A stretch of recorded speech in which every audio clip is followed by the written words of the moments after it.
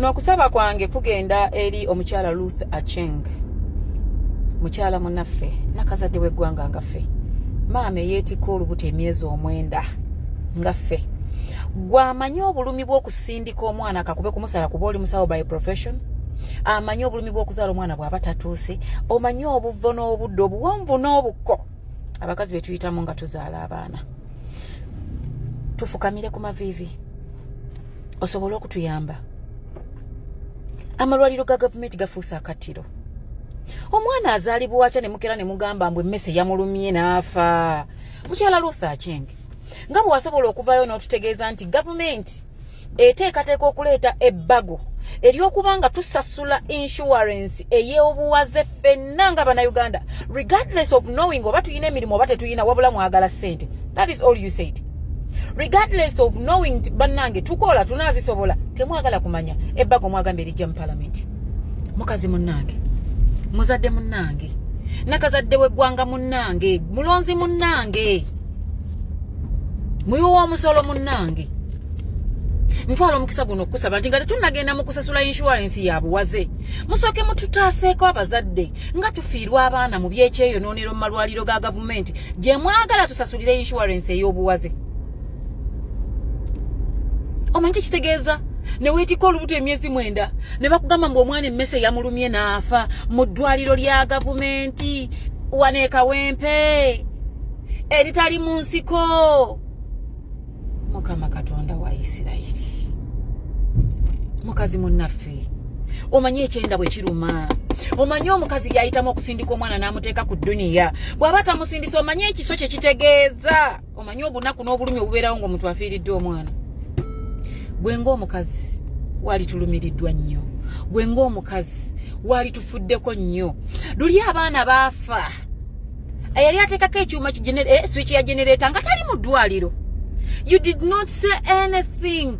You came out and told us how you had decided nga government DNA yakukolebwa mu bitundu bwebiti ne bwebiti, ebintu ebitayina makulu bye muwa makulu, ebintu ebina amakulu temubiwadde abaana b'abantu bafiira mu malwaliro. Omanyi kitegeeza okugamba nti omwana w'Emesse yamulidde nga weetisa olubuto emyezi 9, abamu basukkane mu myezi 9 ne bakugamba omwana Emesse yamulidde. Mukyala Ruth Acheng, where did we go wrong? Mujjawo amaanyi agalya. Abakazi abali mu gavumenti mujjawo amaanyi agalya ne mwebaka ne munywa ne mulya ne ku bubbiya ne mulya n'ennyama ng'abaana b'abannammwe bafa batyo. Nojja otutegeeze tugenda okusasula insurance ey'obuwaze ng'abaana batufaako tewali agamba mbwe ekyuma kya gavumenti ateekako generator taliiwo, abo ne bafa. Ne wabula statement eva mu ministry y'ebyobulamu, wabula ne muvangayo okukola statements nga muyina kye mutwagalako. Bakazi mmwe, Anita Among, speaker wa parliament, oli mukazi, omwana wange gye muzaala naawe waayita owuwo wange waayita. Mama Nabbanja, abakazi bali boogera ko kinga muvudde mu office zammwe, mwagala abantu ba celebrating emirambo gyammwe. Lwaki musirise nnyo ng'omukazi akaaba? Ffe twali twewanya nga tugamba abakazi ke bazze mu buyinza ke bafunye agafo, naffe gudi kudde. You only come to us when you need something from us. You only address the nation about health issues nga muyina we mufunira, but when it is benefiting us omuntu wa bulijjo omuntu wa wansi, you don't show up. You do not show up. Essaawa eno eddwaliro lye limu eryakafiiramu abaana abasukka mu baana 5 mu nfe ey'obulagajjavu mwe mufiiridde omwana mbwe Emesse yamulumye. Bannamateeka baakuno abasajja n'abakazi abasomye, when best can we be ready okutwalako Minister of Health mu kooti tukaka abantu bano baresigninge? Bannange ekimala kimala, bannange obulumi buyitiridde, bannange amaziga gayitiridde, bannange omukazi akaaba nga bakazi banna bali mu buyinza mutonola. Mwe omwana Emesse yamulumye? Is that all you can tell us? Eddwaliro liri e Kampala mwe omwana Emesse yamulumye n'afa. Lwaki mwagala tuyigiriza emitima emibi? Lwaki mwagala tuyita abalogo? Lwaki mwagala tuyita abatemu? ensonga z'omukazi tezifiiriddwako. Madam Ruth Acheng, where did we go wrong? We are ready to say sorry.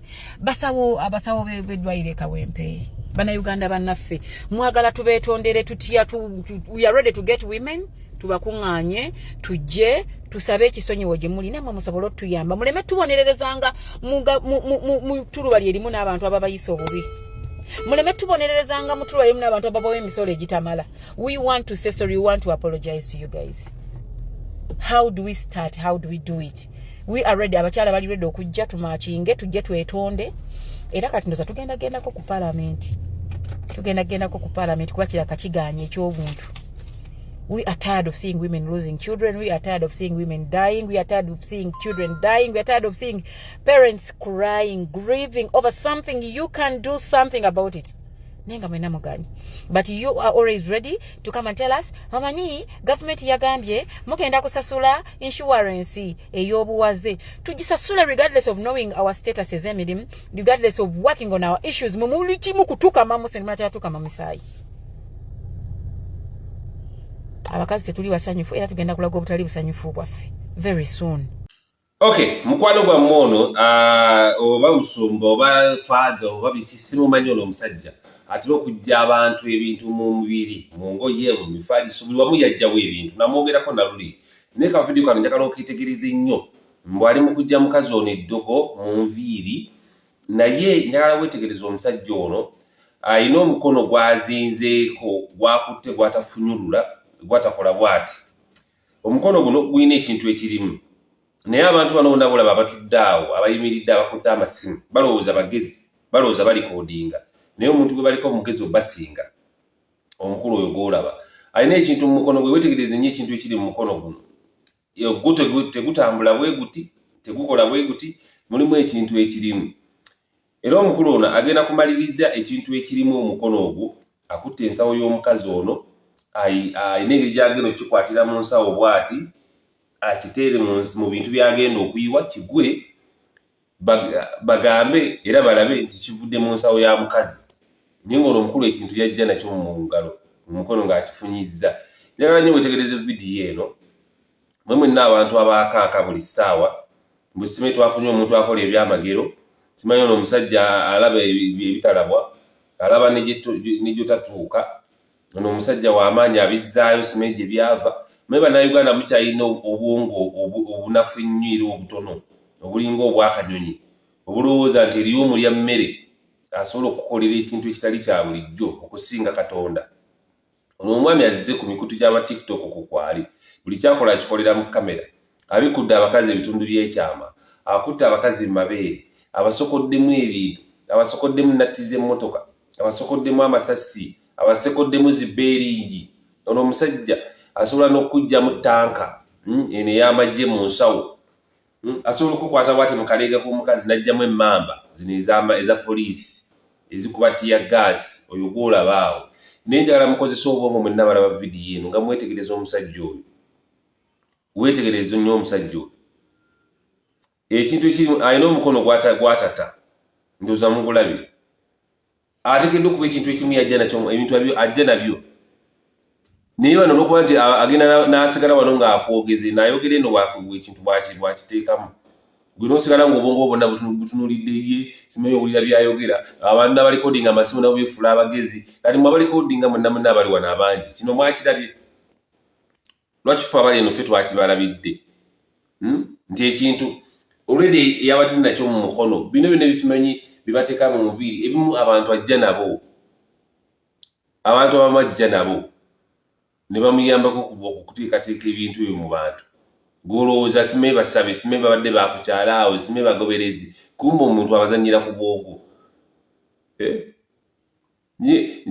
Njagala nkuddemu ka vidiyo kano olabe n'obwegendereza mmanyi mwefula nnyo abagezi bantu mwe muli bakujjukiza mubbiddwa nnyo n'abantu abeefudde ab'enjawulo ennyo mu nsi muno ne bababba.